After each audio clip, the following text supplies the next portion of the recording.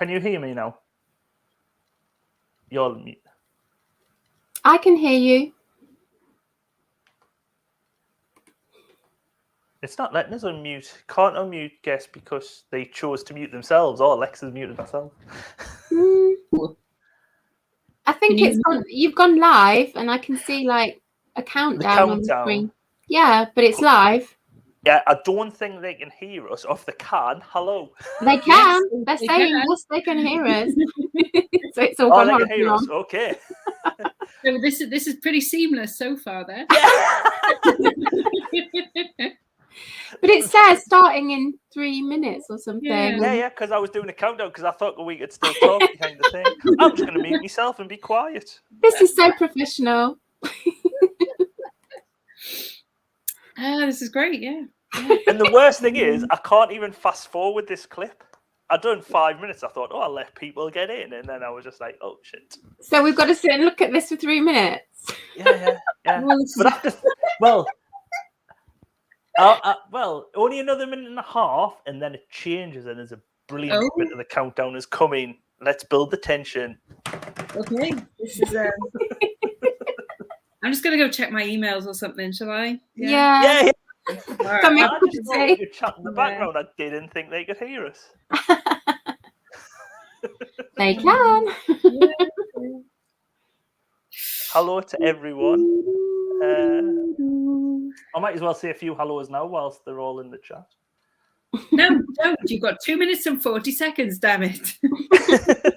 I'll say a few quick hellos then. Hello, Nia. First as always. Blissful. Hello. Laura. Hello. Gaina. Hello. That's a new name. Welcome along. Nice to meet you. Let's see who else we've got in. Sharon. Hello. Laney. Hello. Chris and Nick. Hello. Any more? 2 minutes or a minute and a half, I should say it there. to fill. Mandy 428. Hello, welcome along. If I have missed you, please say hello. You missed loads of people. You're rubbish at this. Wait, as you can tell from my intro, I am. Hello, Aid. Hello, Cassie. Hello,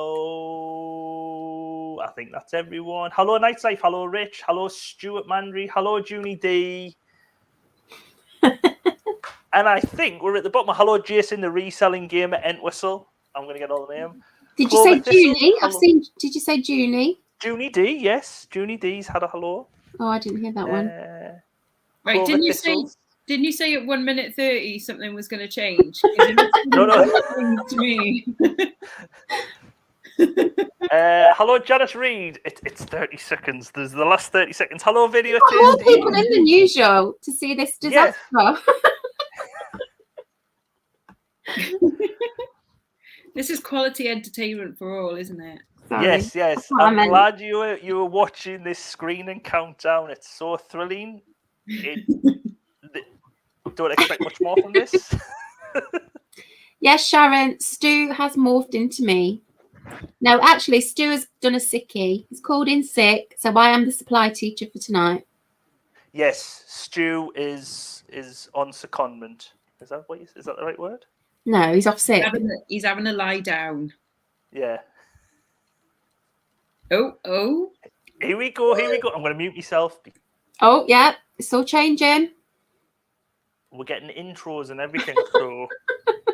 Wow.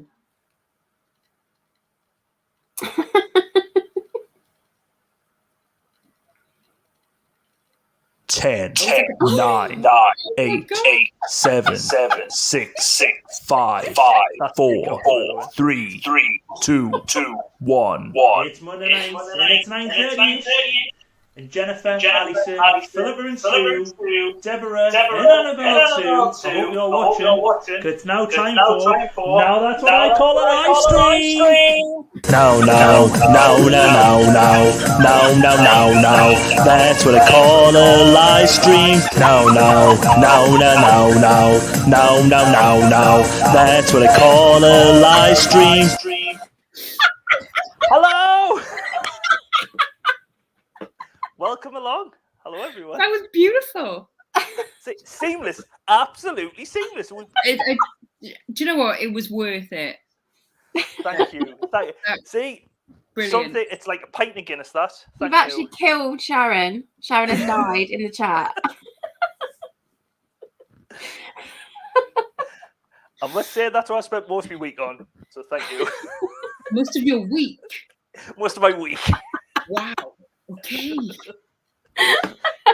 Imagine how long it would take to do a feature film. Don't ever make a feature film. It would be like Apocalypse Now. It would probably like Killers, you know. I would be like whoever made that. I don't know if anyone new's appearing. If you have, hello. But welcome everyone. As we've said, if you were here before with the early bit of countdown, which I didn't realise what was what on that.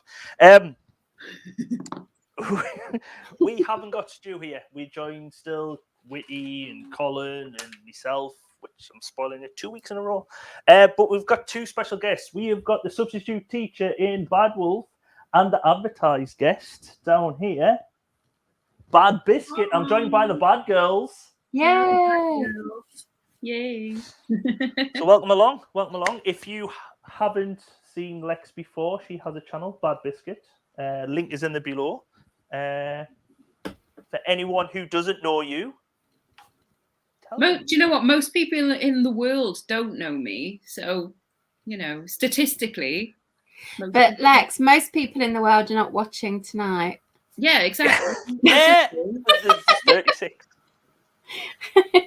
And look at the treat they've missed out on so far. I know. Such a treat. If only they knew, hey? Yeah. Yes. But yes, we are here to go back to August of 1989. This is where it gets utterly seamless again. Oh shit, where have I lost it? Here we go. So going back to August 1989 with Now 15, which was Lexx's one and only Now album. Yep. The only one, I was talking about this to Susan and Lainey today.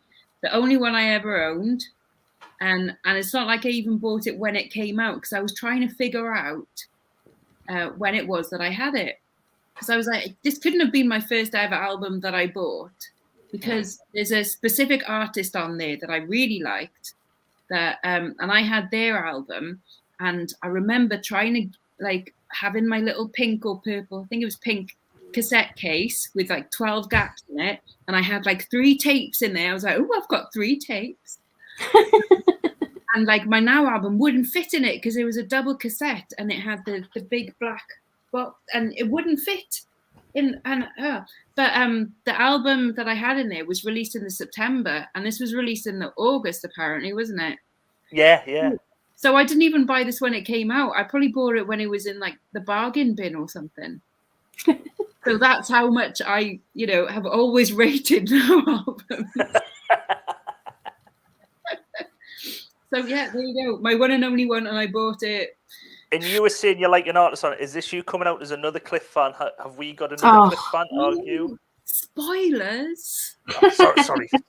God, I was saving that one. Jeez.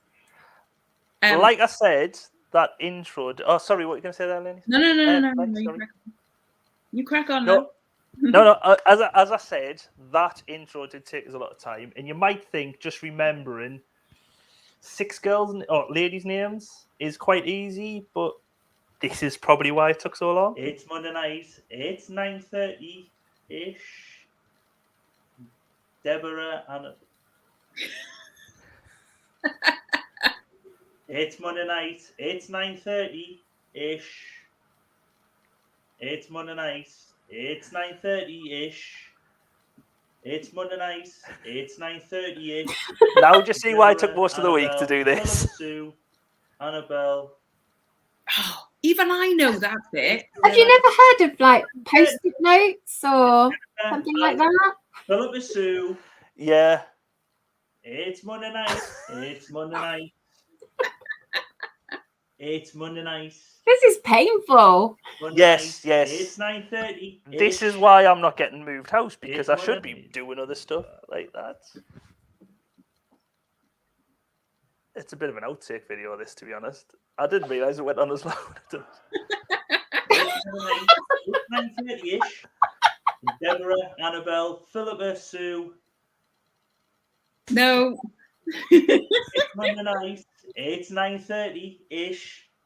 Jennifer, Annabelle, Philippa, Sue, Deborah, and Annabelle too. I hope you're watching.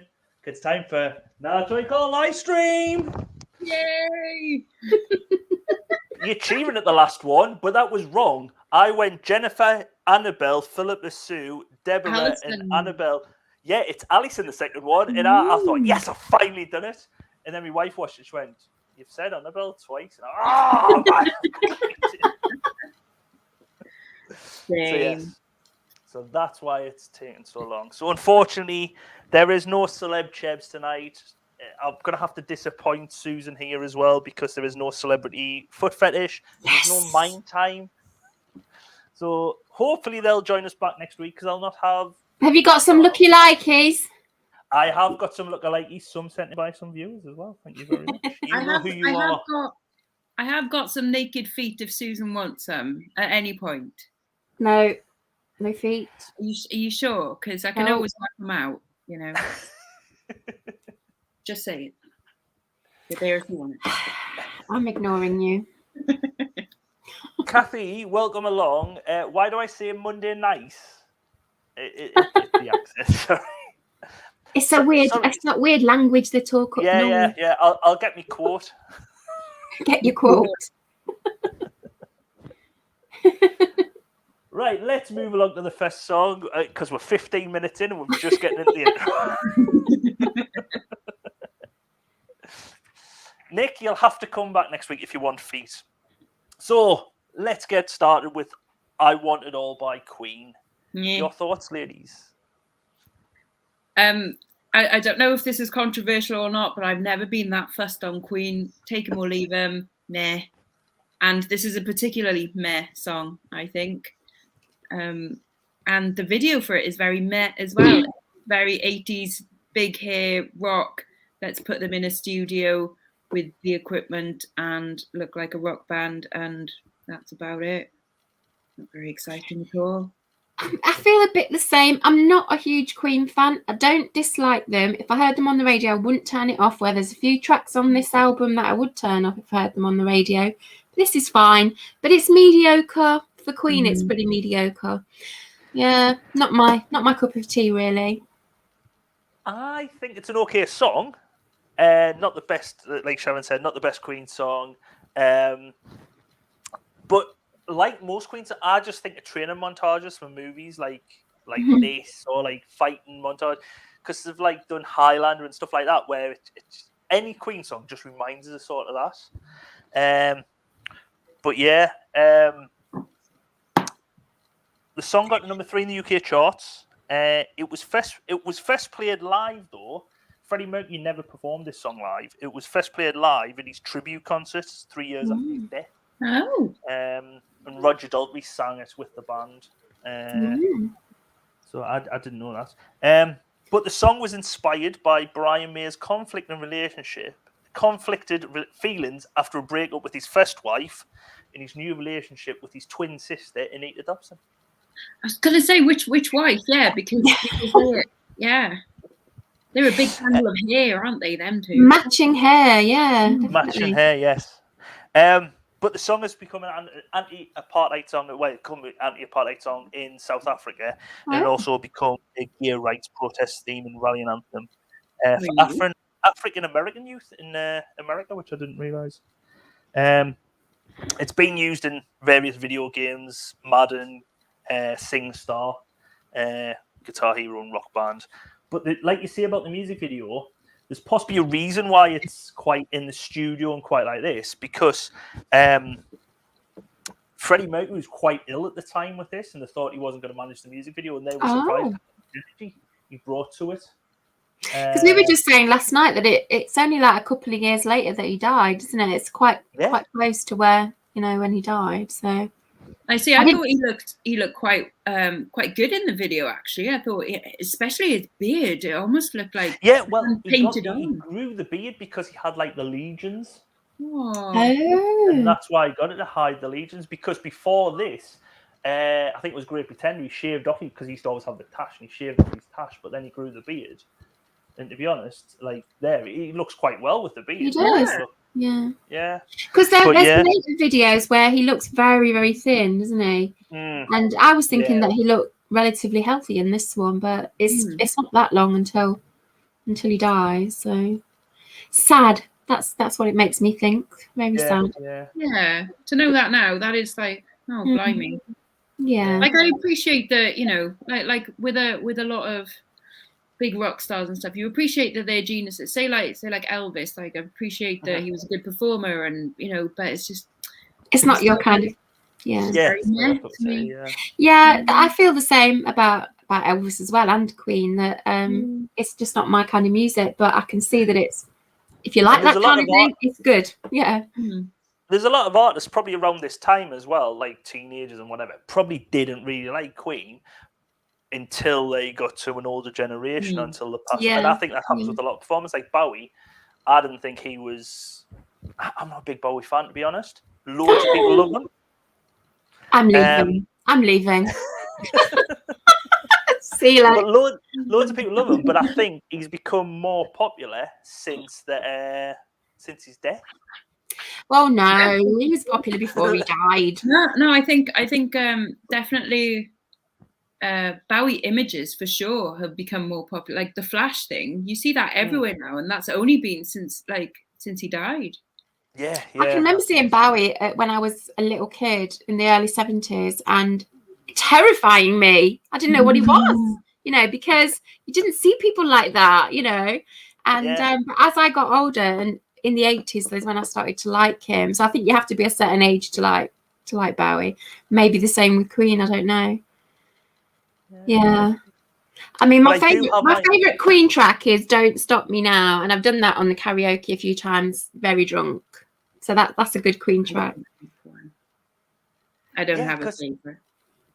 That "Don't Stop Me Now," I never ever really heard that song until possibly I was at university, and it just seemed to get played at like student nights, and it become like massive around like early 2000s for us. So I do like that one, but as I say, Queen is not really my type of thing. And I do have my first lookalike as well. So this is Brian May. So who is his lookalike? Anita Dobson. Yes, it is indeed. Here we are. With matching outfits. Do they still look like that today? I mean, not exactly like that, obviously. Well, but he's got pure white hair now, isn't he? Yeah. He looks like the badges he's trying to save. Oh, that is. I noted that is one thing I do like about Brian May, though, is he's a physicist, isn't he? And so, because I like a bit of quantum theory and all that, and he goes on, you know, the shows with Brian Cox and stuff. And so I think that's pretty cool. I think it's cool that he, you know, is still into his science and everything, and is in like a big rock band. It's like that's, you know, that's pretty cool. But what's not cool about him is that he's married to Anita Dobson.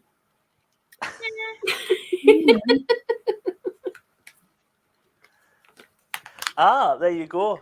Rich, I've seen Rich there before. His brother knew Brian May. He used to take a load of Flash Gordon stuff to his house to get signed. Because obviously they've done the big. They did do the music from Flash Gordon, didn't they? Flash Gordon, yes. Yeah. That's true. Yeah, good connection. Yeah. But yes, moving along to the second song, "Simple Minds." Kick it in. Oh no. Not your taste? Definitely not my taste. Lex? I genuinely cannot remember this song at all. I was like, Simple Minds, I probably know something by them. And I look through this stuff and say, okay, there's Don't You Forget About Me, which is probably the only one I actually know. That is them, isn't it? Yeah, is that because of Breakfast Club as well? Yeah, that's exactly, only because of that. And then so I watched the video of it, of like this tune, and it's an odd one. It's like the offbeatness. It sounds like it could be a freaking Smith song or something. It's a really weird one. But then in the video, they've got massive crowds. I'm like, oh, they were apparently quite famous then. Like, oh, my sister went to see them about 2 or 3 times at like the NEC, and I think she went down and up to Scotland to a big arena or stadium up there. But my sister used to love Simple Minds, and like seen them like I said 2 or 3 times. Like you say, I don't remember this in. I thought, kicking it, yeah. But I was thinking Alive and Kicking. So, but even after listening to it, I just didn't know the song. Well, I'm going to sound really old, but I couldn't work out what they were saying. I couldn't work out a word of what they were saying. It was just all gobbledygook. And every one of their songs just sounds the same to me and really boring. And yeah. Just, yeah. Well, Michelle's just said what I was thinking. I was waiting for the song to kick in. Yeah. Good point. You wait. It doesn't get going. It seems like build up, and it just starts again, and it's just nah. Yeah. And it is just weird because it's on the offbeat. It's or what do they call it, like on the downbeat or something. Can't remember. Oh, Lexx is getting all technical now. I don't know what that means. Sorry, it's just the beat is slightly off, and so which sounds a little bit, I don't know, a bit jazz or a bit, I don't know. It's just something like it feels a bit uneasy. Like it doesn't feel like a pop song, and then pop songs are normally broken into like verse, chorus, middle 8, like chorus or verse at the end. And this just doesn't seem to do any of that. And they probably thought they were being right clever, but actually it was just a bit, Yeah. And for our regular viewers, we apologise for that technical analysis. We don't usually get that level of stuff. Oh, sorry. No worries. It's good to have some expertise for once. Sharon said in the chat, is this one of those underrated songs? And when we do the homework on Sunday night and look at the videos, we always look at the comments on YouTube, and just about every shite song has got a comment. This is the most underrated track of all time. And this is probably another one that's got that comment. This is one of the most shite tracks of all time. Should we go on this now? Should we find it again on YouTube and go, this is just shite? Yeah. Chris Tyler just made a good point. You've actually got to read that anti-clockwise for it to make sense. Ugh. Oh, I can't even. All I can see is Stanley Kubrick. That's not right. Tin Kick. Wait, actually, when you said that, I seen a photo the other day of this bloke. He had a top on that had like DOPE all over it, and it's supposed to say dope. Apart from when you look at it, all you can say is pedo, because PEDO. And I was just like, oh. No. Oh, dear. Sharon says this is not just shite, but utter shite. Queen equals Mersey equals Minds equals no. Yeah. Simple matter. It is like I used to have to listen to these songs through the wall, so I've probably blocked these out. Queen is much better than this. Yeah, I would say Queen's better than this. Blissful's saying Simple Minds are pretty much the Scottish U2. That's not. Wow. Yeah, to me, that's not much of a compliment, really. I think I'd rather be Simple Minds than U2. I think Blissful might be the same understanding he used to there because he likes his dance music. So yeah, there's not much information about this song, so I think everyone's forgetting about it because even on like when I'm looking for information on this, I couldn't find much. But basically, the music video is just an edited version of a concert they're doing. But yeah, it matches a song of the big nah. Yeah. So we'll move along to Fine Young Cannibals and Good Thing. I like this one. Yeah, I agree. This is where the album starts to get going. Yeah. The first two are just the ones you fast forward to. Yeah. Through, and then it's like, oh no, I like this one, and I think the lead singer, sorry, I don't know his name, but I think he was absolutely beautiful as well. Roland.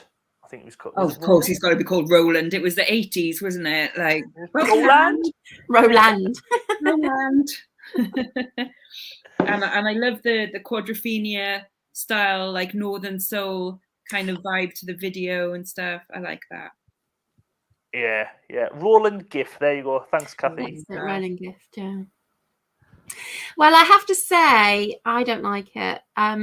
The song could be a good song, and I really like the video, but Roland himself, for some reason, triggers me, and I really don't like his voice.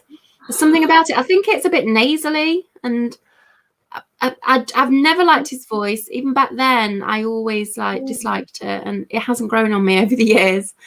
And it's not my thing. But I like the video. The video was good. And there's hand claps in it, and hand claps are always the sign of a good song for me. Like, do you know what song you will love, then, Lex? Huh? What's in the Loft? What's in the Loft?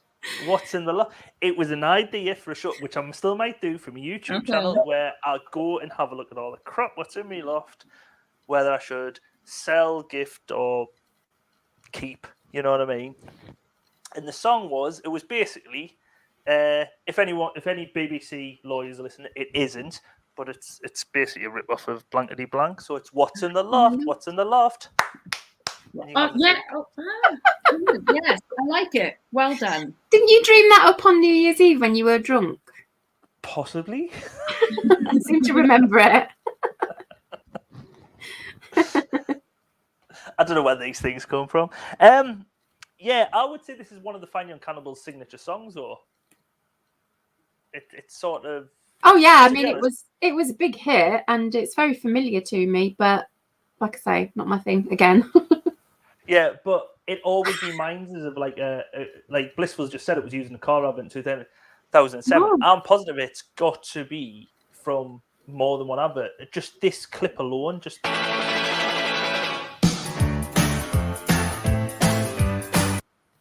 Just that at the beginning just reminds us of like it's possibly from that car advert, but it might have been played loads because that's all I can think of when I hear that.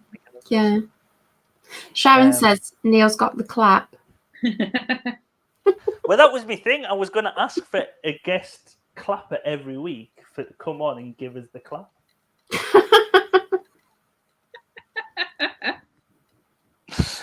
Still might happen. It has to happen quite quickly because the new place where we're moving to hasn't got a loft, so it wouldn't be What's in the Loft.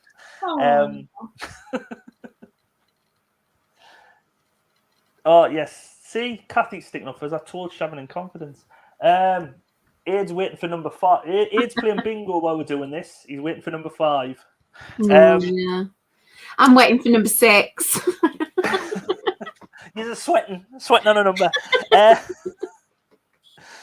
This got to number 7 in the UK charts, got number 1 in the US and Canada, and it was the 40th best-selling song of 1989 in the USA. It first appeared in the film Tin Men, where Fine Young Cannibals portrayed a nightclub band in the movie, even though it was supposedly set in 1963. So there you go. But it's been in quite a few other movies and TV programs, Mad Dog and Glory, Doomsday, It's Complicated. Never seen any of them. No, never seen any of them. Neither have I. No. And like Blissful says, it appeared in a car advert. Does anyone know who played piano on this then? Who probably done it? It was me. No, it wasn't. Was it Elton John? It wasn't Elton John.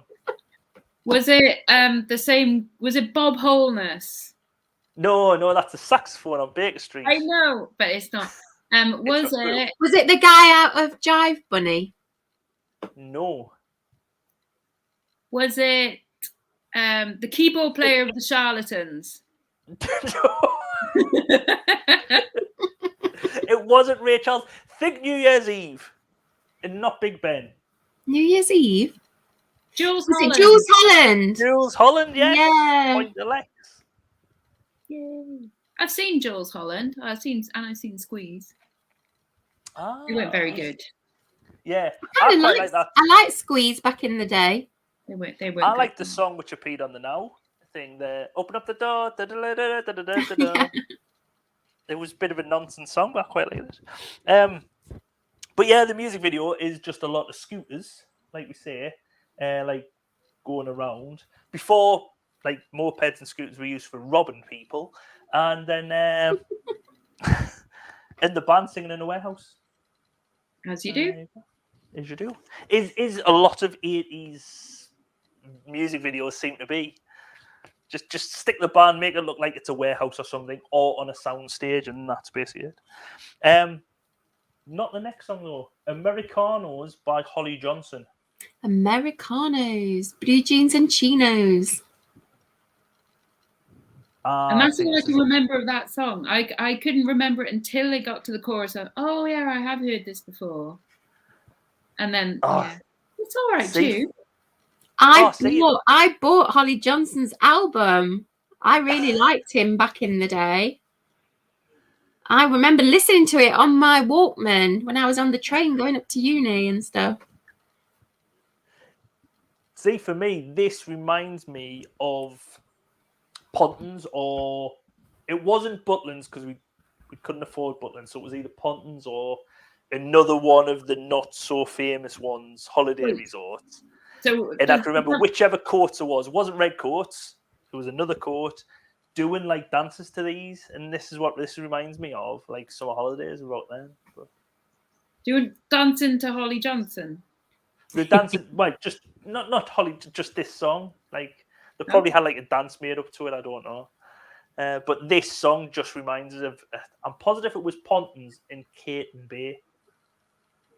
Now, I remember really liking this song back in 1989 and playing it a lot and singing along to it and really thinking it was a really upbeat, good song. And then I listened to it last night for the first time in 30 years and I found it really boring. It was like... really low tempo, a slow tempo, not how I remembered it. So I didn't like it anymore, but I really liked it back in 1989. I don't like it now for some reason. You weren't the only person to buy the album. So did Jason. He bought the 12-inch Blast. That was the album. Yes, that sounds familiar, yeah. So what other tracks did Holly Johnson do then? I can't remember. I'm going to have to look it up now. Because, like I say, I bought the album, but I think I stopped listening to it after about, a month, and then I never heard it ever again. So, I don't know. I'm going to have to look it up. Because obviously he's a raging homosexual, I'm guessing. Wait, he's off Frankie Goes to Hollywood. He was the main. Yeah. So Relax. That's him, isn't it? Or that's them. Nick saying Love Train. Don't know that one. I'm looking at the track listing and I don't remember any of them. Did you just play this, turn your tape over, rewind, and then turn it back over? No, I would have listened to the whole thing, but I've obviously blanked it out with some kind of trauma memory. I don't know. But I did recall this one. I mean, I knew the words to it as we were watching it last night. And this seemed to be the one that is the memorable one, but no, don't like it now. It's meh. Yeah, Sharon doesn't think it's aged well neither. Cass saying, was it Heidi? It wasn't Heidi High. It was probably on the same par as that. We didn't have what's his name going, baby. What's his Paul Shane? Was it Paul what? Have you never seen Paul Shane on? I think it was Pebble Mill. Oh yeah, Paul Shane. Where he lost that love and feeling. Wait, baby. Yes, I have seen that. Jason said he worked in a slipper factory in '89, so he possibly listened to it on the radio there. Evening, Ashley. Welcome along. And everyone's saying hi, Ashley. So we'll move along. I think this is up there with the potential better songs. I still quite like this song, but I think it's more because of the memories I associate with it than anything else. When I saw the track listing, I thought, oh yeah, I really like that one, but I don't like it now for some reason. So it wouldn't be one of my up there best ones now. It did get number 4 in the UK. Sorry, Lex? I say I quite like it. It's okay. I only remember the chorus, and I thought it was a good enough pop tune, but... Well, when it was released, Smash Hits magazine actually described it as an 80s update of David Bowie's Young Americans in both its content and spirit, where it acknowledges the superficiality of American Dream, but isn't narrow-minded enough to simply condemn it. Okay, find out who wrote that in chat, please. Chris Heath of Smash Hits. Sack them. Really? Okay, I'm going to find him. Right, let's have a look on Facebook. How do you spell his surname? I'll message him now. Heath, like Ted. That's a very niche one for the kids there. Ted Heath. Like Hampstead Heath. What's his name? Sorry, Pete Heath. Chris Heath. Chris Heath. Right. Chris Heath. She's going to track him down. No worries, Kath. Thanks for coming along. Watch the rest back later. My mate. Oh, so Blissful says my favourite memory of this song was from a couple of years ago. I headed out in the early morning. This song played on my iPod. The memories. So yeah, I think certain songs do bring back certain memories and just trigger something. But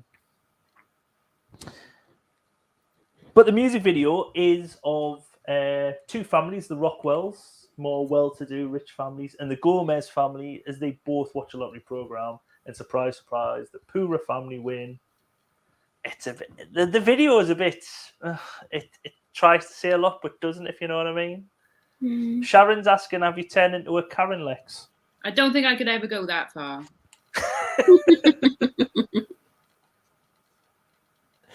But I think I might have found him. No kidding.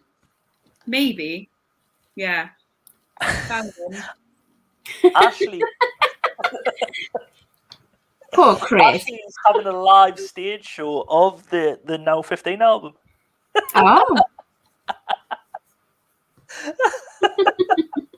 Nice. Send him a link to the thing. Try and get him. Yeah, get him on. That would be quite funny, wouldn't it? Oh, Blissful says, "Give me a top of the pop performance any day." With the mime. Yeah, it was probably better on Top of the Pops than the video. Yeah. Yeah, but is it at that point where they would have mimed? Don't know.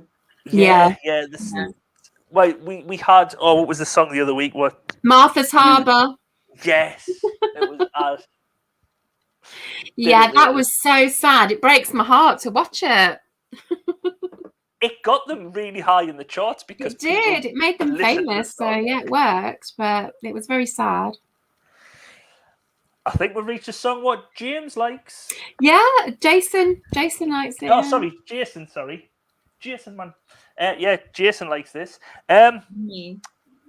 Another Not good me. track. Oh, I think Lexx is a favourite as well. Is this one?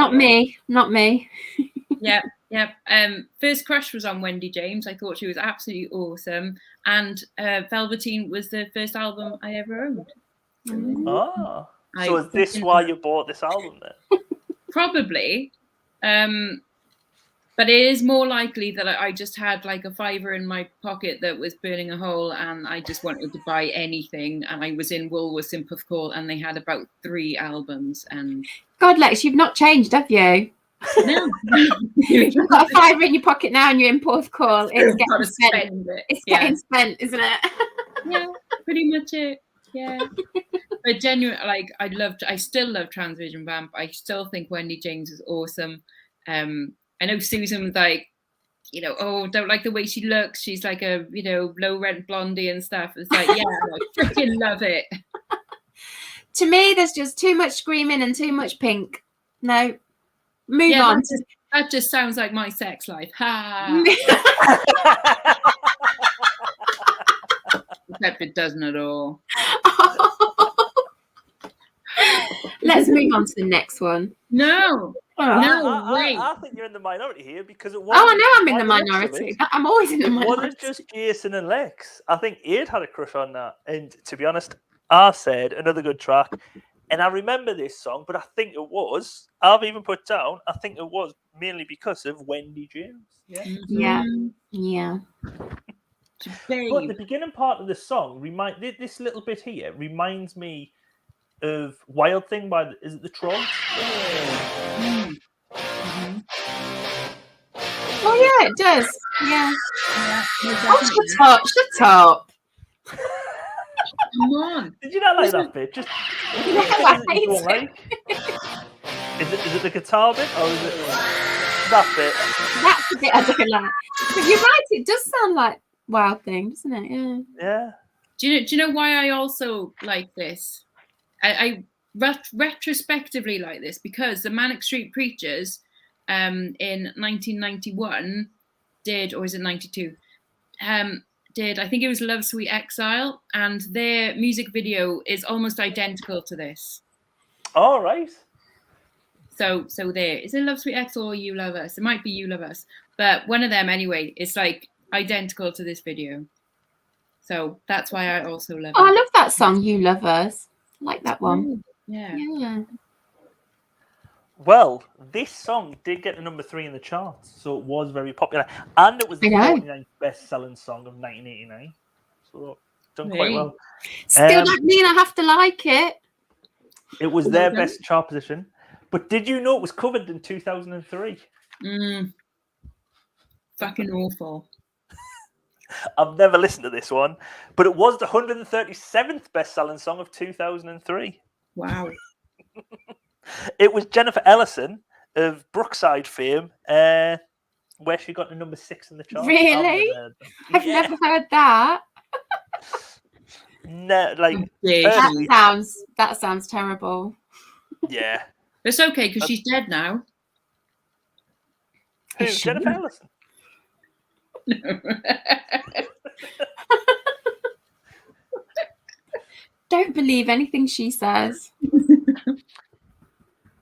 But yes, the music video sees Wendy James and the band playing on stage. So he's a little snippet. I've cut the music because, as Michelle says, someone needs a royalty. Yeah, I'm trying to get under the radar, possibly not. But yes, he's a little bit of Wendy James for aid. But I did think I had a bit of a lookalike, and Lexx is probably going to kill us for this.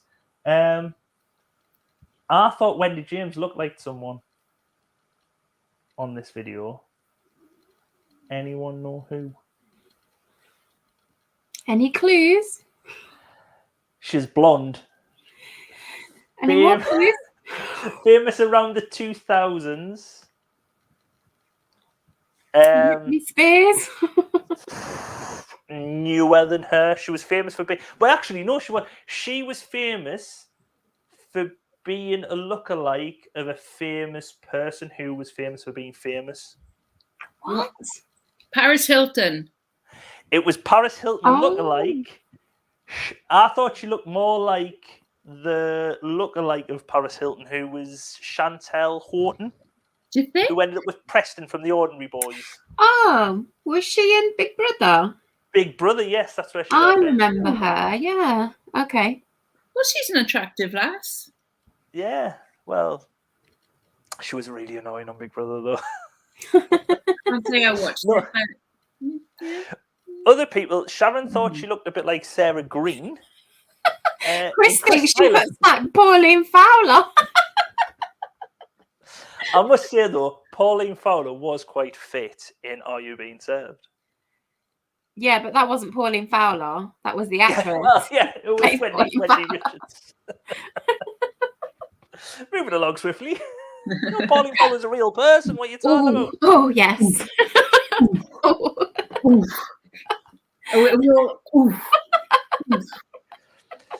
Get your mop out. Get your mop out, Lexx. Shall I just move past this track? You don't like this, do you? Shall I just move on to the next one? You better not jump past this one. Yeah, you better not, no. This is actually one thing that me and Susan do agree on. Yeah. Like, is it Michael Hutchinson in his Hutchens in his geeky band, which he doesn't belong to? Yeah, there is that. The rest of the band don't look like they match with him. Yeah. He's either, when he's been at school, he has either bullied them into, let us join your band now and I'll be the lead singer, or they've decided to hang around with him to be cooler. So they look good, yeah. That's the two reasons why they'll hang around with Michael Hutchins. No. I think I've said this to you before, haven't I, Susan? That like there are only like 6 musicians in Australia because they that's it. And they were just like, I suppose we better be in a band, isn't it? Yeah. There's just us and Kylie, and Kylie's already famous, so that was it. Oh, I loved In Excess back then. I bought all their stuff, all their albums, and I absolutely loved Michael Hutchens. Yeah, definitely. I thought. Richard from Nightlife just says Wendy James looked a bit like Paulie Yates, just with a bit of a crossover link with Michael Hutchens there. Mm-hmm. No, I thought like the X album was awesome.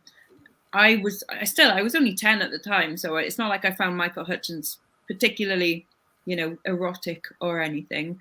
But definitely as I got like into teens, was like, oh, actually In Excess are pretty awesome, and watch their live videos and everything. And I thought like superb performers, like all of them, brilliant band. Yeah, well, I got a good decade on Lexx, and I definitely found him very erotic. And and this is one of their best tracks for me. It's right up there. It's one of the best ones. Mine is Never Tear Us Apart, but Yeah, well, Never Tear Us Apart I've heard of. This one I'm not too familiar with. Really? I can sing it to you right now if you like all the words and everything. It has that. Yeah, my favourite is what Aids just said, Need You Tonight. I've seen Kylie do that track live as well. Oh, that was good. Ooh. Kylie. Ooh. He possibly passed on magic powers. Mm-hmm. Through his penis. Look at Kylie. I was going to say his magic wand, but yes, his penis. Just his penis, yeah. You don't need euphemisms when Lexx is here. It only got to number 14 in the charts, this though. Number 5 in Ireland, but number 14 in the UK charts. But the video starts off with Michael bullying one of the other members of the band. All over his face. Song. Yeah, he looks like the carpenter or something. That guy, he's just like sitting down at the piano for a rest or something. He's not in the band. And then you see the rest of the band. So the music video is that, and you see the band recording the song in the studio, and then it goes to him in a red nose day outfit here. Is it? I don't know. Not a red nose day outfit.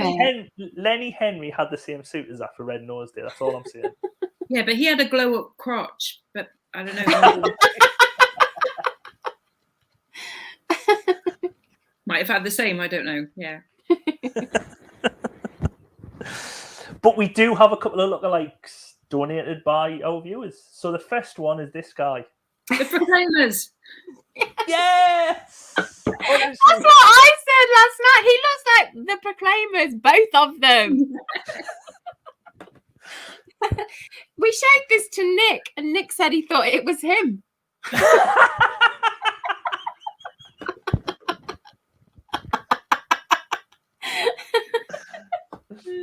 So yeah, the Proclaimers are Nick Hills, yeah. Or Nick Hills, yeah. Hi, Mandy, welcome along. And then this is the other lookalike. This was Laney's lookalike. I'm not so convinced on this one. Looks nothing like Laney. What are you on about?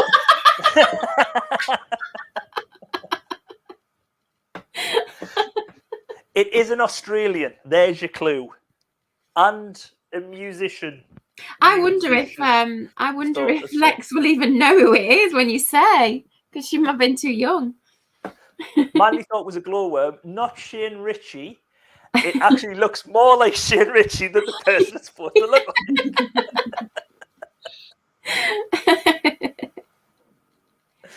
I don't think they're going to get it. No. It's like an Australian singer who was also in a soap opera.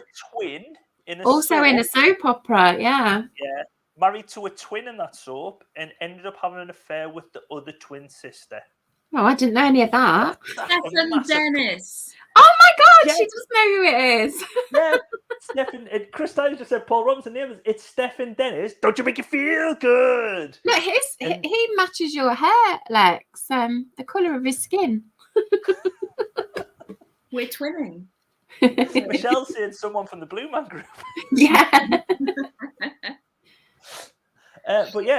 But Stephen Dennis, you cannot say Stephen Dennis's name without saying Stephen Dennis. Don't Don't it make you feel good? Yeah. See, I didn't know that he did songs.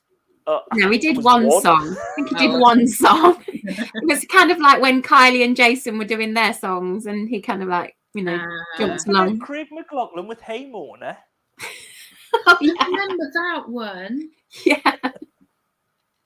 He had a little car, didn't he? I remember that. Oh, his car, but was he? Did you see a car there? No, he had curly hair. Oh, curly. I thought you said about his car, because he did have a car. He got off Clive, and it was called Bertha. Oh. These lovely facts. Anyway, quickly moving along. Mandy's saying she loves your new hair colour, Lexx. Thank you, Mandy. There you go. Now moving along to Roxette and The Look. Yeah, we can skip this one if you like. Really? That'd be fine by me too. You are kidding us? Can't be. Oh. No, do not like Roxette at all. I can't be doing Roxette either. Never liked them. See, never liked them then. Still don't like them now. No. I've put this down as contender for best song of the night. Oh no! Anyone watching, especially the newbies, at the end of the live stream, stick around because you get to pick the best and worst song from the album. So keep that in mind when you're going through these. But I've said this is a contender for song of the night. You and Stu always go, "Oh, this is a contender for the best one," and you never get it right. You never get it right. You don't know the crowd. Stu was so close with "Love Changes Everything" last week. Blooming heck, I was worried. But this always reminds me of like a montage of a photo shoot in like some sort of cheesy American drama or program, if you know what I mean. This is always sort of playing like a cheesy way, isn't it?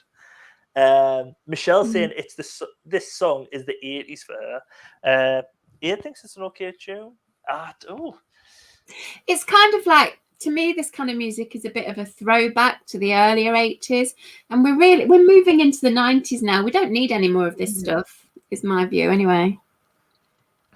I think a lot of tunes on this one, well, some tunes on this one, if they were released today, go, oh no, fair enough. Or maybe not today, but maybe like mid-90s. Yeah, cool. Yeah. There's a very big divide. There's some that's like they stand the test of time, and then there's some that's like, oh God, that's in Pretty Woman or something, isn't it? Like that. And I know this one wasn't the one in Pretty Woman, but it's so like, oh God, this is like the bad part of the 80s. Yes, I agree. And even though, okay, blonde, female fronted, I should technically like this. She's holding a guitar in the, I get offended by the fact that she's been given a guitar in the video because she's just standing there going, like, you're not even in time. You can't even wind the guitar properly. Like, just take the guitar off her.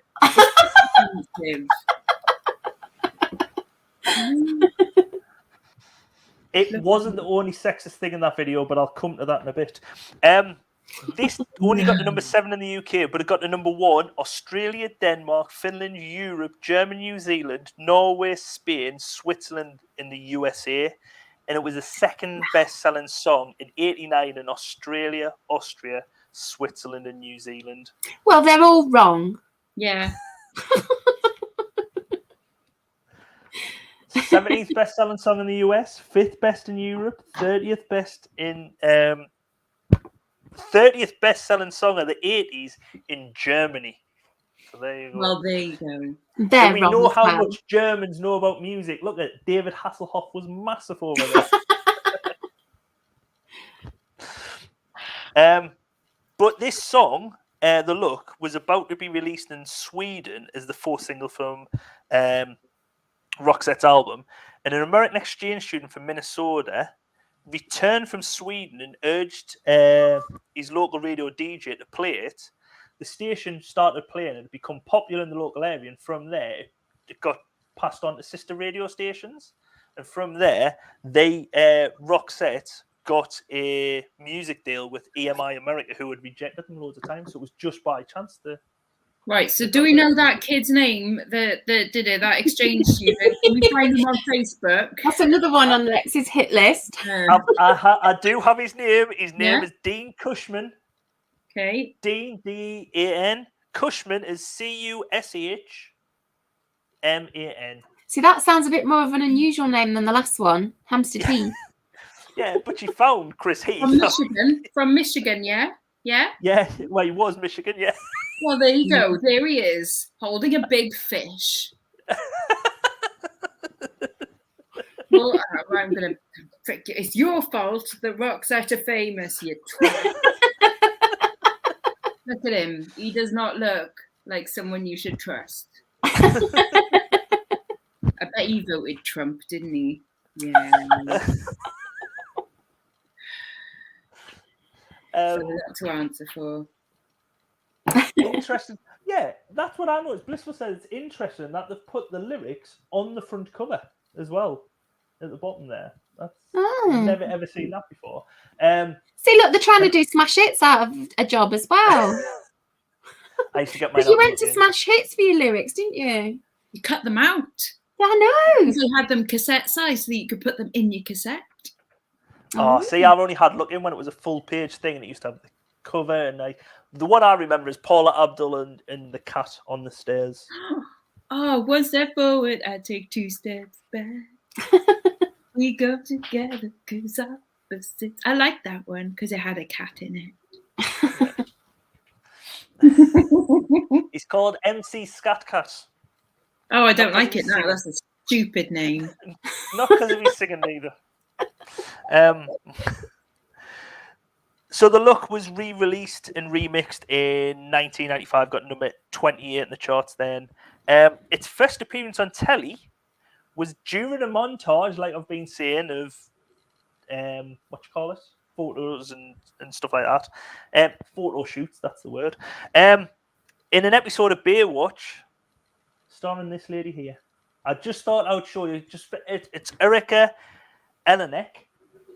For anyone who's interested on stage, she's the woman who pops out the cake. I thought you said there weren't going to be any feet on tonight's broadcast. Oh, yes. Well, there you go. There's some feet for you. For anyone who's missing celebrity foot fetish, there are some feet. But yes, that was the first appearance on telly of it. But like Ashley said, it's been in a Toyota advert. It's been in a cosmetics advert. It's in GTA 4. It's in Rock Band 3. It's also been on TV programs. Family Guy, Scream Queens, and Glow. And moving on. But the music video, like you say, it is they're like singing in a very 90s-fied derelict flat. It's very, even though it's 89 and you think the song's very, the set design is like something from an early episodes of Friends or something from Seinfeld. Like it's got that feel to it. But the bit I want to get onto is like Lexx is saying about like sexism. I think this is absolutely atrocious. How this man is manhandled. Look at this. It's absolutely disgusting. It is disgusting. She whips him with her hair. Look at the abuse he's suffering there. I think the overacting is the disgusting bit. He's probably fresh from the set of Baywatch, actually, with that accent. Swiftly moving on, we go to Stevie Nicks. And I'm going to be the first person to say it. I'm not a massive Stevie Nicks fan. Same, and never heard this song before in my life, apparently. Oh, this one was really familiar to me. I remember hearing it a lot back in 1989. But I kind of like Fleetwood Mac, and I like her voice. So maybe that's why I picked up on it back then. Yeah, well, there's parts of the song which sound like, Dreams by Fleetwood Mac. There's part, and I think it's just her voice. Yeah, and that's all it is. It's just her voice which makes it sound like it. Well, I quite like this one because I've not really heard it for many, many years, but as soon as I heard it last night, I thought, oh yeah, I remember this, and I do quite like it. I like her voice. Her hair needs to be relaxed or something. She needs to take her hair back to the early 80s where it belongs. the music video is straight out the early 80s. Oh, it's so weird, the video, but I do really like this song. It was very pleasant. But there's one of my notes is good lampshades. So there we go. So, plus points for that tick. Mm. We do have some Stevie Nicks fans by the looks of it, because Ashley said this is the best song on the Oh, list. there you go, yeah. Ashley saying she loves Stevie Nicks. Michelle said she loves Stevie Nicks. And Aid said it's a good tune and he loves Fleetwood Mac. So there you go. I actually was getting into Fleetwood Mac about this time. So that's probably why this one is so, like, I enjoy it still, yeah. See, Sharon noticed the lampshades as well. See? I think I might have a little look at the lampshades as well. This song got number 16, both sides of the Atlantic, in the US and the UK, so not a massive hit. But like I was saying, the music video is very 80s. It's early 80s, isn't it? There's your lampshades. Oh, okay. Lovely. It's very Bonnie Tyler, though. Yeah, it is. Yeah, that's what reminds me of Bonnie Tyler.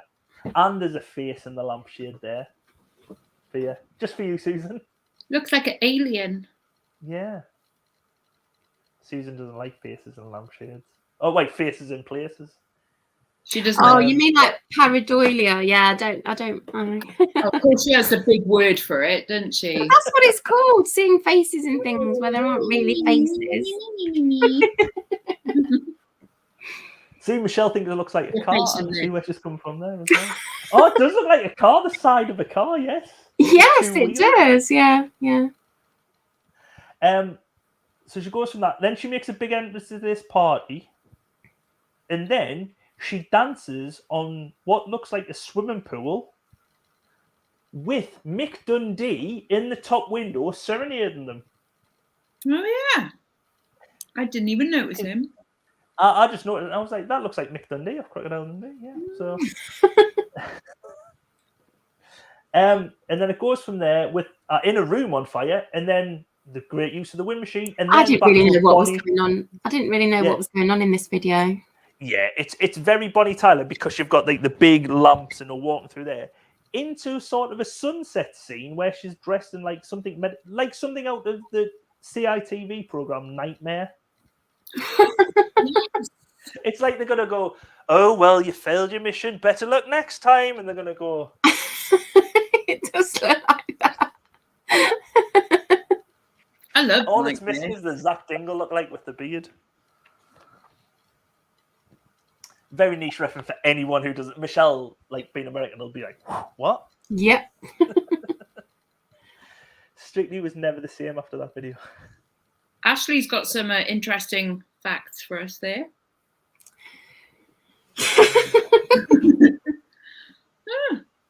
Interesting. Oh, I'm on top chat. Lovely. I'm wondering why I couldn't see it. I'm on top chat. Let's have a look.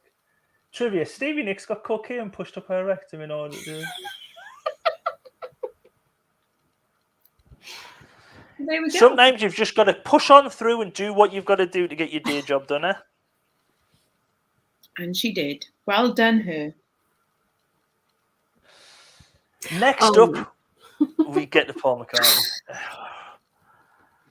I've never heard this song before. Oh dear, oh dear, oh dear. And to me, it's a wank. He should have just a generic Wings song, which he's he should have pushed just out. gave it up a long time ago. I mean, he's still flogging a dead horse here, isn't he? And just go and play your greatest hits. But like the flogging the dead horse thing, it's like he's admitting to that in the video as well. It's like he's going, I was in the Beatles. Yes. Yes. Right. It doesn't make it a good song. It's not as good The video as is so chorus. Yeah. Nah, it's a shite. Michelle, I think, loves the album this is off, called Flowers in the Dirt. And she loves Elvis Costello. Sharon's gone to make some tea while this one's on. Good idea. Yeah. Elvis Costello co-wrote this song, But yeah, it got to number 1 in Japan, surprisingly, even though it was like, the Japanese are just nicking all the music. Well, they're wrong. They're wrong. We had a number 1 in Japan. That means nothing. Who was it? Shampoo who were big in Japan? Oh, I love Shampoo. Obviously. But this got number 8 in the UK charts.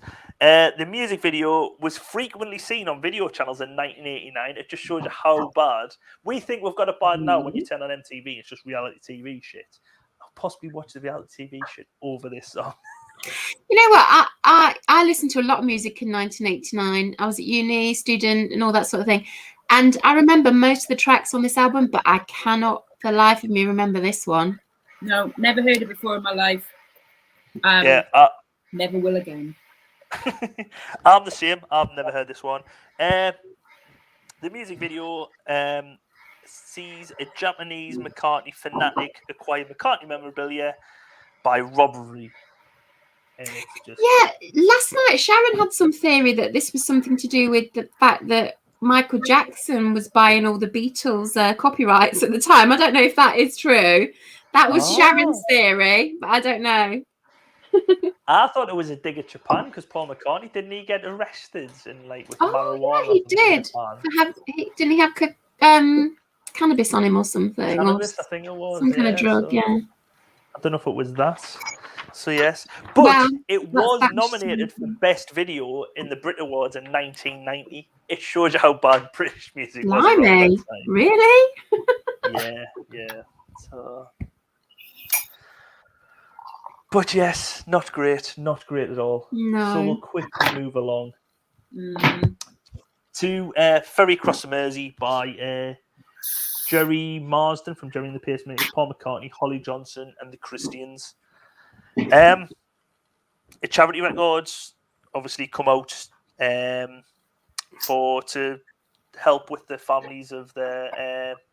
I think it was 96 at the time. I think 97 have died. Oh, no, it was 95 at the time, 96. I think 97 persons just died from the Hillsborough disaster in 89. It was probably one of them things. I would only been 8 at the time, so it wasn't for me. But was it one of them things for you, Susan, then when you remember where you were when you heard this? The Hillsborough thing? Yeah. I remember it being on the news on the day that it happened and everything. So yeah, I do recall that. I don't particularly remember this charity record though, to be honest. Yeah, I thought it was "You'll Never Walk Alone." I thought that was it, but that was released. See, that was released only 4 years prior for the Bradford fire disaster. So they possibly thought, "Oh, we'll do Ferry Across the Mersey." But all right, yeah. But yeah. But it was recorded because the Christians, Holly Johnson, Paul McCartney, Gerry Marsden, and obviously Stockgate and Waterman had to have their paws in somewhere. They probably got them together and just thought, oh, it looks like we're doing some good. Probably a tax break for them for doing a charity record as well. But yes, it spent 3 weeks at number 1 in the UK, 2 weeks at number 1 in Ireland. Obviously, I really like the song, the original version of this song, Ferry Across the Mersey. It's just a nice 60s song, but this is quite hard to watch, the video. Yeah, I haven't put a clip of the video because the video is just like the floral tribute on the Hillsborough pitch. And all the names and the ages of the people across the screen at the bottom. Some of the ages are people. I think Stephen Gerrard, one of his cousins died and he was a teenager or maybe even younger. I mean, I find it weird that it's on a Now album. This kind of thing is on a Now album, but I guess it gets more royalties and all that kind of thing for the charity. But it's just it's a bit uncomfortable having it on the album for me. Yeah. I do. I think it was maybe a bizarre choice of tune to have as a charity song as well. I mean, not bizarre because it's Liverpool. Obviously, it makes sense with the mood, but I just think it's. I don't know. I'm not a big fan of the track anyway, and I think maybe it's because of Harry Enfield that I've got that. Like the 3 Scouse characters. That is all I can hear. Oh, no. So I'm associating that like, and it's all messed up in my head, and and so I don't like it for that reason. It makes me feel very emotionally conflicted. Yeah. So it's an odd one. It's an odd one for me. Blissful's just said something. Whenever they showed the video on Top of the Pops, they cropped the scrolling text off the bottom of the screen. Now I think that's a bit. It's quite bad by the BBC, actually. Yeah. Disrespectful, yeah. I was going to say the original obviously got to number 1 in the UK. No, sorry, it didn't. It got number 8 in the UK. Got number 6 in the US in 1965. See, I quite like the original. I think it's good. See, me wife. She goes to Liverpool every year. They have it's like all women from the family. It sounds like all aunties, uncles, cousins, and everything. All the women seem to go to Liverpool for like a weekend away, and they always go on the ferry. Oh God, yeah. I know. I was talking about this last night to Lenny and Sharon. And she says they play the song "Ferry Across the Mersey" on the actual ferry. They do, yeah. I went to Liverpool and did the ferry tour around, Liverpool, and the river there or whatever. And it's like a half an hour trip, and the song is on a loop. So I bet those people who work on them boats must absolutely get triggered by that song so badly, because I must have heard it 10 times on this trip, and I was a bit sick of it by the end of this. And they're listening to it all day, every day. So yeah, that is insane. And what if it becomes like white noise though? Torture, torture. That's just evil. It is, yeah. But yes.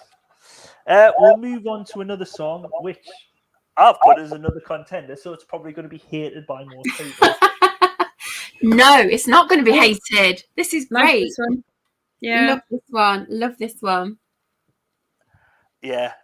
Not easy to get right when you're trying to remember 6 women's names. Jennifer, Alison, Philippa Sue. There's a song for you. Not that hard. Yeah. Well, yeah, okay. No, one of my friends, there's a couple of lads I know. One of them, there was a couple of us. He didn't want to pick one best man, so he picked a few. Anyway, one of the other lads was like, "Right, I'll do the speeches," because he said, "I've got a brilliant thing. I'm going to do like the song for whoever as the opening gambit to his best man speech." Because the other lad was notorious for being a womanizer when he was younger, so he was just going to say a load of ex-girlfriends' names. The groom turned around and said, "I don't want a best man speech" in the end, because I think he must have got one, but he didn't want a best man speech. But yeah, that's what I'm doing. But yes, I think it's. See, Sharon thinks it's so many better beautiful. Yeah, no, see, there's a load of good Beautiful South songs, but I think this is up there with them. I do like. Oh yeah, I think there's lots of good Beautiful South songs, but on this disc, this is one of the best tracks, if not the best, because it's really good. And I think with Beautiful South as well, they I think they were better in the earlier days than they are now. To me, they were a bit too middle of the road now, whereas back then they had, I don't know, they had a little bit more spunk to them, I guess.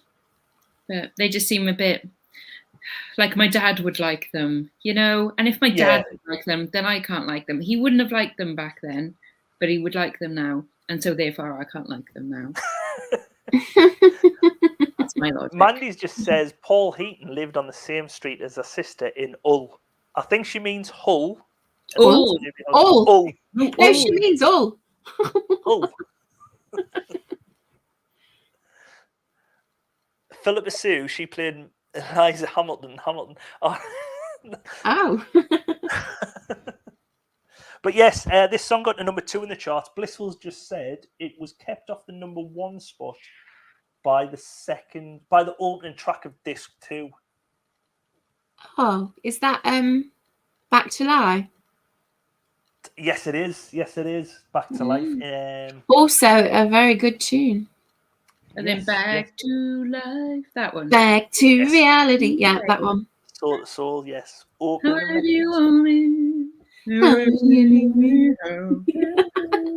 got to fling your hair at the same time, though. It was the 47th best-selling track of '89. This song. and it was the first and the highest charting single from their debut album, Welcome to the Beautiful South. I don't know if it was being I don't know. I've just covered that off Wikipedia, basically. The music video, though, it's still quite tongue-in-cheek, though. Mm-hmm.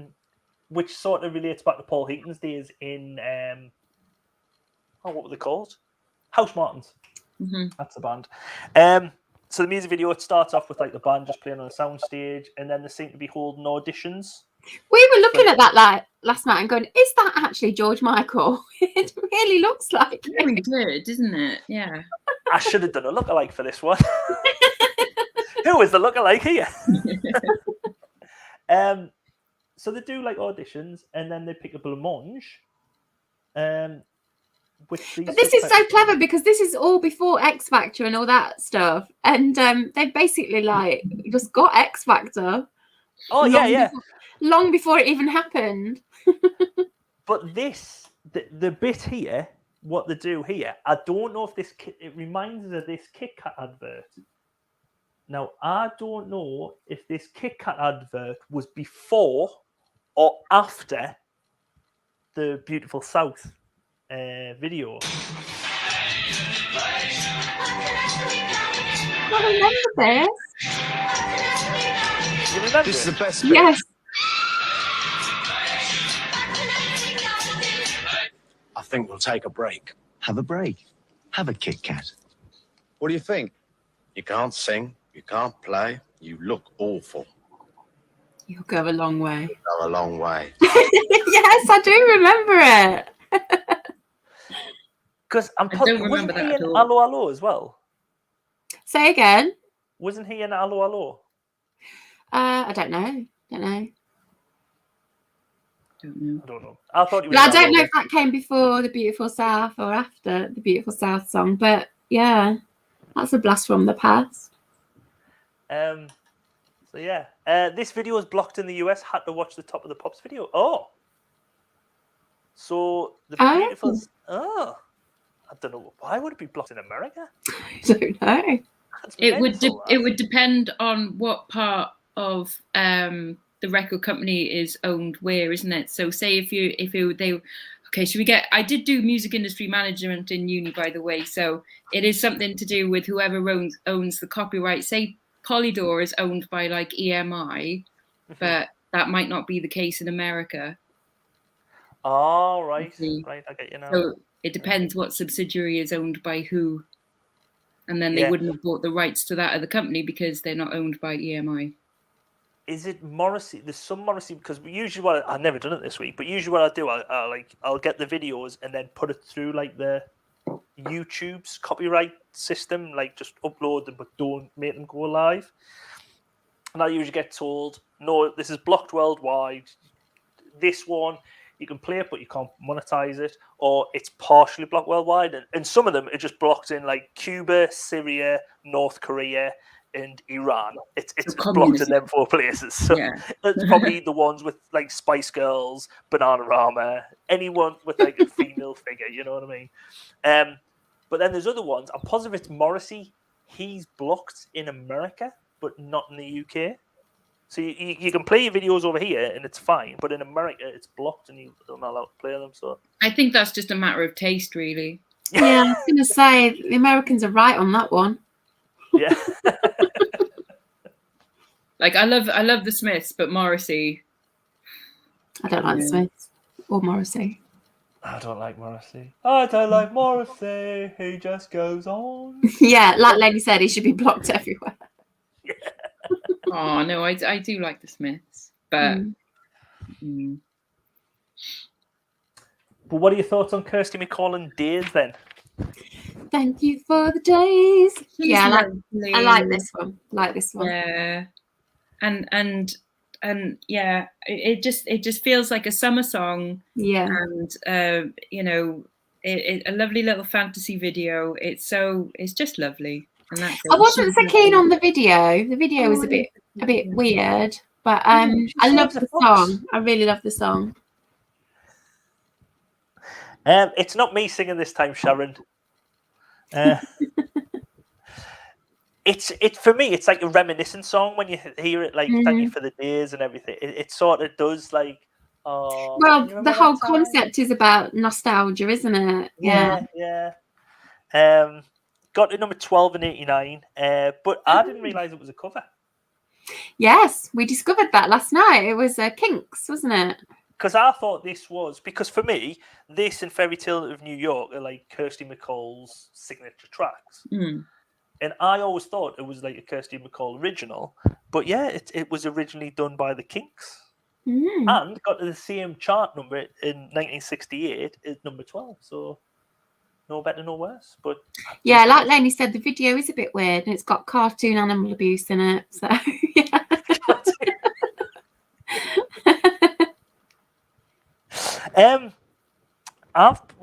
The music video, I've agreed with Sharon. I think it's very Mary Poppins-esque. Very, yeah. It's very Victorian. It's got the cartoon things, and they're not on merry-go-round like Mary Poppins, but you do see Kirsty MacColl saving a fox from some dogs here.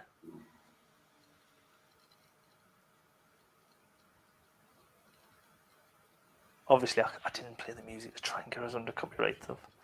I think it's delightful. Not my cup of tea, the video, but yeah.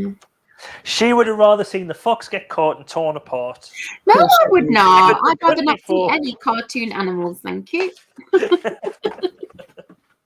She doesn't like the anthropomorphization. That's correct.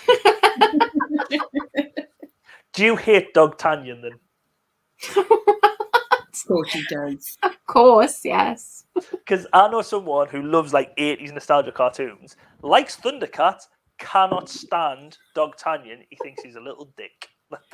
Anytime you mention Dog Tanyan, little shit, can't stand him. So, but how can you with the theme tune? It has one of the best theme tunes. Oh.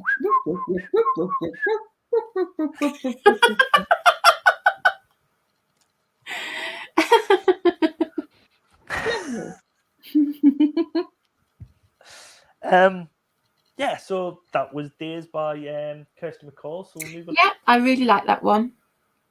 Next song, Danny Wilson, The Second Summer of Love. Now, I didn't think I knew any other Danny Wilson songs apart from Mary's Prayer until I heard this, and I was like, this is being used loads on like TV shows. I know this song, but I couldn't find any information on this song at all. I don't know where it's been used anywhere, but I definitely remember it from 1989 and hearing it a lot, and I really like it. Really? I didn't like Mary's Prayer, but I really like this one. I really like this one. What's Mary? I haven't heard Mary's Prayer. That was their big hit, the Danny Wilson. What I wouldn't give to be if I was Mary's Prayer. Yeah, that one. Oh, be the light of my life. Yeah, that one. Be the light up in heaven. Okay, and I vaguely know that, but I've never heard this song before. But I did like the video. I really like this one. I remember liking the lyrics of it when they were going acid on the radio, acid on the brain, acid in the something, acid in the rain. I really like that lyric. And I've not heard it for years and it all came back to me. The song, though, I think could still stand its test of time now. No one was saying before about like other songs, because this song sort of is like a bit Mumford and Sons and is it the Luminaires? It's sort of like the same type of music as that, you know, like it's a bit folksy, you know what I mean? Or something, yeah. And I think, this could stand the test of time. I do like it sounds quite modern. But a lot of people have either never heard it, haven't got a clue on it, or like Sharon thinks it's complete nut shit. But I do think it's a good song. I do like the song. Yeah, I mean, Sharon said she'd never heard of it, and yet Sharon's sort of like, well, she's not quite as old as me, but similar generation to me. But she said she'd never heard of it either. But I remember it being really around a lot in 1989. Yeah, it only got number 23 in the charts. It was probably quite big on the student scene then, with like a few. Maybe with the probably what it acid, yeah. I did not take acid, before anyone said. Why not? You student, weren't you? Why didn't you? She just went straight to heroin. No, I just stuck to the vodka. Straight in your Injecting vodka, that's fine. That's fine. Like Lexx said, the music video is the band carrying like the love letters, but everything seems to go backwards in the video as well. But it's really clever because they're obviously having to mime backwards as well. Yeah.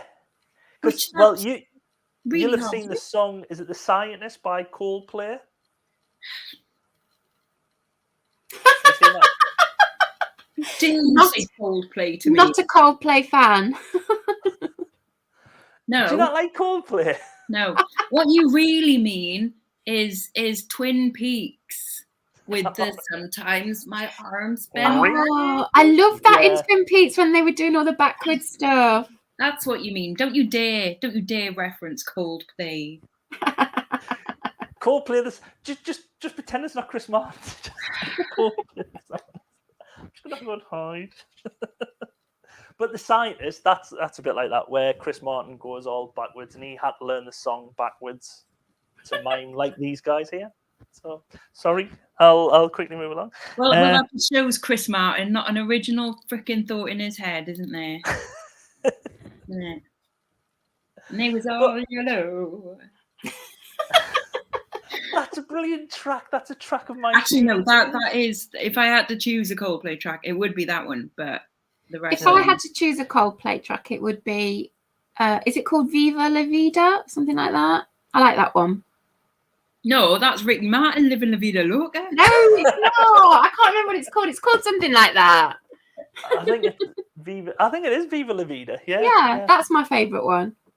Not Yellow. No, don't like that. Joan's just joined us. Hello, Joan. Hello, Joan. Yes, you are late, but do not worry. Do not worry. She's been watching your vlog, Lexx. Oh, it's Joni Joan. It's Joni Joan. Ashley's just said, bin Coldplay, please. Lady. Yeah, it's called Viva La Vida. I've just looked it up, and it is called that. Michelle's even confirmed it as well in the chat. So yes, that was the backwards miming and singing. Hello. And someone's got a song. Also, if you look at these lyrics of this song, though, it says, "I know you're just 16, but you look all of 21. Daddy would go to jail for you." Oh, I don't remember that. I don't remember that bit of the lyrics. It lyrics. was a different time back then, wasn't it? Yeah. It would have been popular on Top of the Pops. That's all I'm saying. Oh my god. But yes, but moving along for that. Moving along. I have not got my. It's all right. The song is wank anyway, so you know. Oh, I like this song. I've never heard of the song or the artist before this, but I quite like it. Yeah. Oh my god, is this that one? I can't remember. Is this that one, Lainey and Sharon, that we were going mad about? Because it sounded a bit like, well, not a bit like, but a lot like George Michael. Is it this one? That's exactly. Yes, it is this one, because that's. I didn't make notes last night because I didn't know I was coming on today. But this one, I thought, it's fucking George Michael. Yeah. See, my notes are, nope, generic pop guy, white t-shirt and leather jacket. Didn't like. Wait, see, I said I hadn't heard this song before, but I do quite like it, even though it sounds like George Michael. And even down to the music video, I think he's dressed like George Michael. It's like they're trying to be Wham, like later Wham here in the music video as well. So they are very massively influenced by George Michael, but yeah. But I don't remember this one at all. Don't remember it at all. I've never ever heard of the band or the song before this. I didn't even know whether the song title was the band or the band was the song title. I couldn't work it out. So. Yeah. I'm with you there. Yeah, yes, George Wannabe. The song was big in America. Yeah, it got number 10 in America.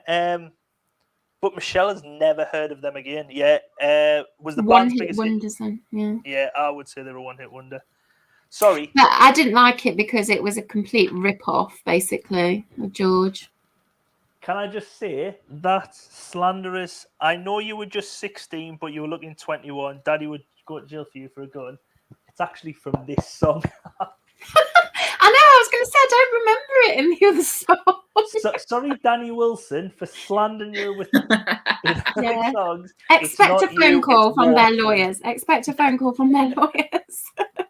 Don't worry, we'll probably get a massive phone call from Cliff when he comes up later on. AIDS just said, what the bleeding hell is this tribe? Don't think he's a fan. Yeah, I think it's great. I don't think many people are like this. It'll probably get worse. No. And then you have Hue and Cry. Oh, God. No, must we? This is absolutely awful. I've said it's possibly the worst song. Yeah, disappointed because it's called Violently, and where was the It's passion? very mellow. Yeah. Right. I mean, Lainey was really angry about this song last night. She was going, the way he says violently, he goes violently or something like that. And it was, Did it make her violently react? It's awful. Mm-hmm. And I really dislike this group. Everything they've every song we've ever seen from them, I really, no. Labour of Love, I don't mind, even though Labour of Love to me doesn't say it.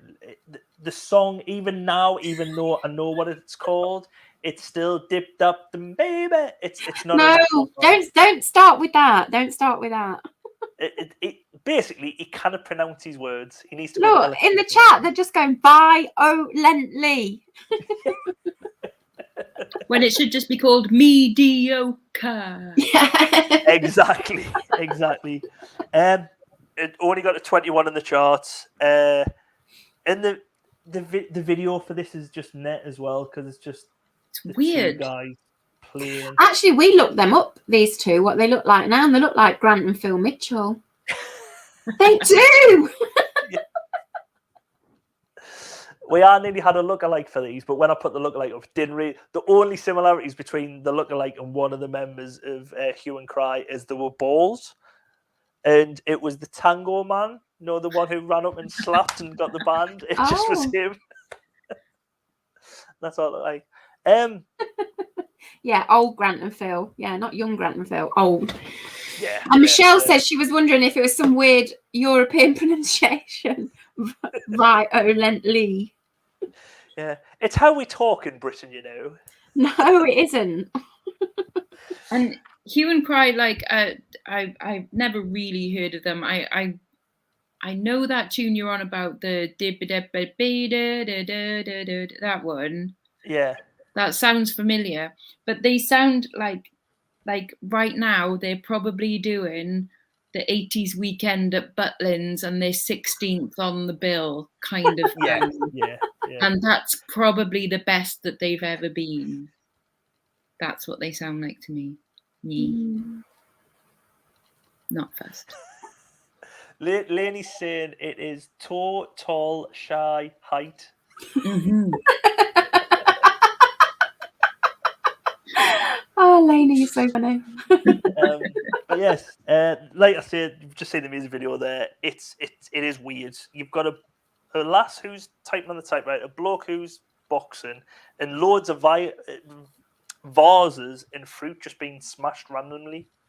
And it doesn't match the song though. Mm-mm. You've got like a mellow song and all this like in the back, and it's just trying to be arty-farty and shite.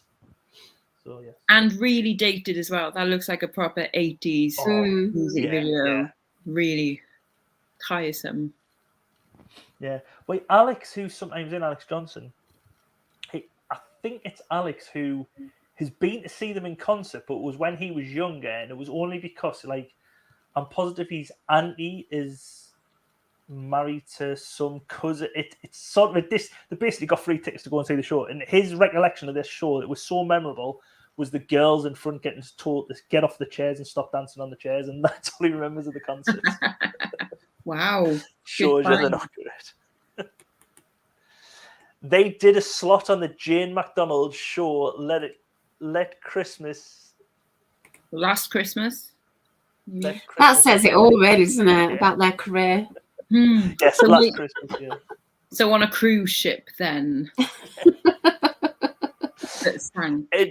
And you can get anyone booked on a cruise ship because there's no escaping because you're on a Exactly. ship unless you go overboard. And I would drown. Cliff Richard's 100th single. Is that what Yes. this was? Bloody That's what this hell. was. What? I mean, he's Um, flogging an even deader horse than Paul McCartney, isn't he? It's not even horse anymore. It's just bones and rotten flesh, and it's not even rotten flesh. It's just a corpse. It's mummified. But it caused a great deal of pleasure last night watching Lainey. Watching Lainey watch this, because Lainey is, as you know, a huge Cliff fan, and She me is and the Sharon biggest- had a great deal of pleasure watching Lainey watch this. Weird and creepy. Beyond. He always Lex. I've just seen you do this. Yeah. And Oh, it's he awful. always seems to like sing like. And there was one moment where he brushed his finger across his lip, and Lainey nearly vomited. It was that bad. I've never ever heard this song before. No. But it just sounds like any other Cliff song. You can tell it's Cliff Richard, but it sounds like 100 other Cliff Richard songs. Yeah. It sounds like 99 at least. Yeah. Like, the only other one what sounds different is Summer Holiday. But the beginning of the song to me sounds a bit like Save the Best to Last. Yeah. A bit Yeah. like that's the only redeeming feature it's possibly got. You know when bands like rip off another band, so say like Elastica was sued by the people that did I Am the Fly, and was it Coldplay was like sued by Oasis was sued by the Rolling Stones or something like that. Yeah. But do you think on this one, like the best to last people just went, do you know what? Like you can have it. Let's not have any association whatsoever. Let's just run, guys. Doesn't that sound like out? No, it doesn't. It doesn't at all. Yeah. Shut up, you. Shut up. It got to number 2 though. Got to number 2 in the UK and Ireland. What the fuck? How did that happen? Lots of old You- women. It has to be. Yeah. 65th best-selling song of '89. But this song isn't Cliff's original. It was originally sung by David Foster. Never done much. It was composed by Richard Marx of Richard Marx fame. Yeah. what song? He sang I think he's a one-hit wonder. Groucho Marx. The No, Marx. I do remember Richard Marx. Communist guy. Richard Marx. I remember him being a kind of Glenn Medeiros type of singer. Yeah. You know, that kind of ballady stuff. Yeah. I'm just looking him up to see if I can remember what song. There is a famous Richard Marx song. Anyway. Right Here Waiting. Right Here Waiting. Yeah, Right Here Waiting for You. Oh, Hazard. I quite like Hazard, just because it's so Oh, funny. man. Never heard that song. Oh no, you've got to This listen is to the Hazard. worst song on the disc. Yeah. Well, let's have a look. So For me, this is the worst because of the creepy video. I mean, the song is bad, but the video, it makes it 10 times worse. did you Thing know though, is Olivia Newton-John has duetted with David Foster to record this in 1986? Oh. Because Olivia did the duet with Cliff as well, didn't she, suddenly? Yes. But this single was picked. So before releasing his 100th single, Cliff invited 200 British fans, Laney was probably there, Yeah. to the London Palladium for a preview of 6 songs from his forthcoming album to vote which one they liked best to be possibly his 100th song. Oh. And sadly, none of them made it out alive. Well, we do know that this wasn't picked as the best song on the night. This was second. The best song on the night was The Best of Me. So Cliff is just a liar. He's a complete fraud. He probably isn't even celibate. Right. For a start, you know all of them 200 women that were there? Have you got their names so I can look them up on Facebook? Unfortunately. I've got, right, start at the top first. So number one, Okay. Lenny Ray.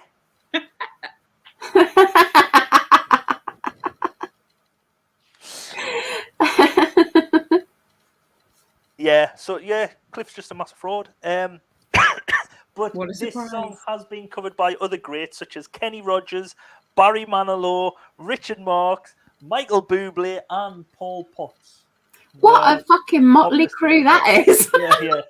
Paul Potts is from Bridgend. Yay. There And we he go. caused. I don't want to hear thousands any of of those. deaths in Cambodia as well. I don't want to hear any of those versions of this song. I never want to hear this song ever again. And we never will. Thank goodness. So did you ever go to Carphone Warehouse then, Lex? Probably not, and no.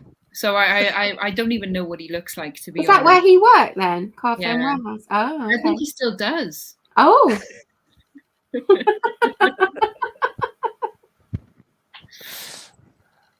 No, he Yes, yeah. presents the James Corden show in America, doesn't he? No, I've seen the that joke's bombed. Let's quickly Well, move yeah. along.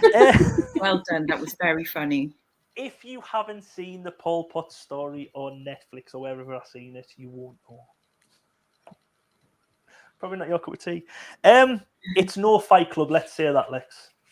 Okay, I probably won't be watching it then. I mean, if you'd have said it was quite similar to, then oh! If it's no Fight Club, then Sharon will probably like it because she detests Fight Club.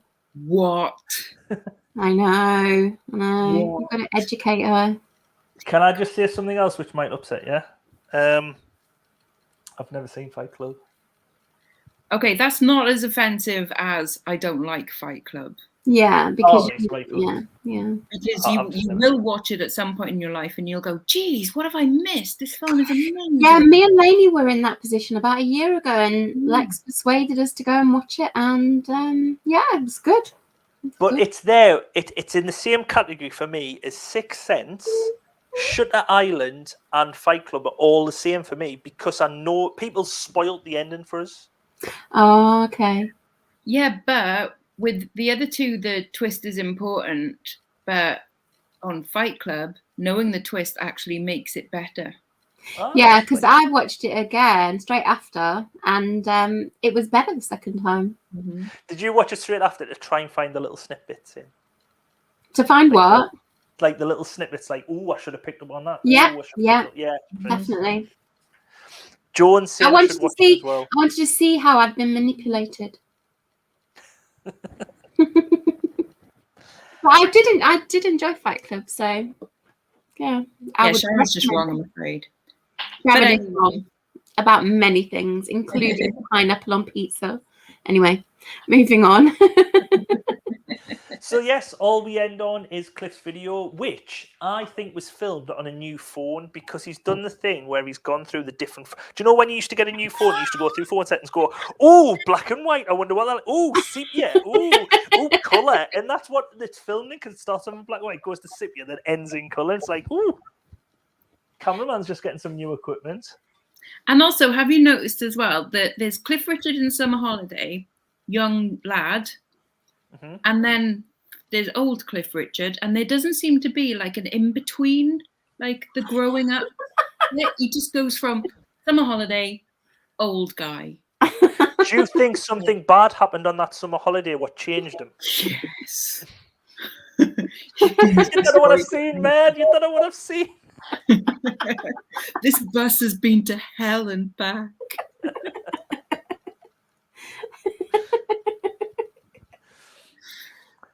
Yeah, But man. yes, Cliff rounds off this. Oh, now I've got to try and get out of this without revealing dodgy photos. Not that there's any on my hard drive.